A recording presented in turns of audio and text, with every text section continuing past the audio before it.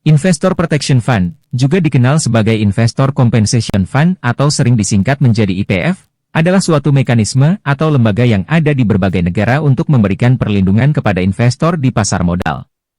Tujuan utama dari lembaga ini adalah untuk memberikan jaminan dan kompensasi kepada investor jika terjadi kebangkrutan atau pelanggaran hukum oleh perusahaan atau institusi keuangan yang terlibat dalam transaksi investasi. IPF pertama kali didirikan di Amerika Serikat pada tahun 1970 sebagai bagian dari Undang-Undang Securities Exchange Act. IPF di Amerika Serikat dikenal dengan nama Securities Investor Protection Corporation, SIPC. IPF juga telah didirikan di banyak negara lain di dunia, seperti Kanada, Inggris, Australia, Jepang, dan Singapura.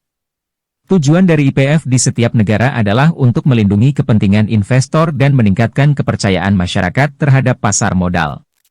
Indonesia SIPF adalah sebuah lembaga perlindungan yang diawasi penuh oleh OJK untuk memberikan perlindungan atas aset investor melalui Dana Perlindungan Pemodal, DPP, sehingga memberikan rasa aman dan nyaman bagi para investor dalam berinvestasi di pasar modal Indonesia.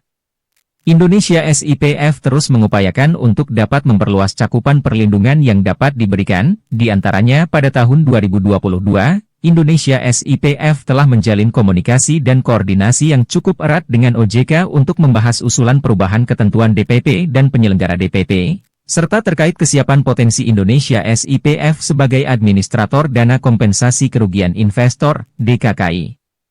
Kemudian untuk mendukung perkembangan pasar modal syariah, Indonesia SIPF bersama Dewan Syariah Nasional, DSN, Majelis Ulama Indonesia, MUI, menyusun kajian penerapan prinsip syariah dalam pengelolaan dan distribusi DPP.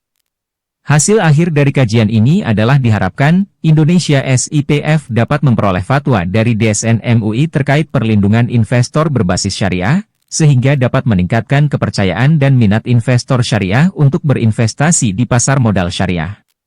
Selanjutnya dalam rangka mengikuti perkembangan teknologi digital, di tahun 2022 ini, Indonesia SIPF menyusun studi kelayakan pengembangan sistem klaim berbasis digital, e-claim.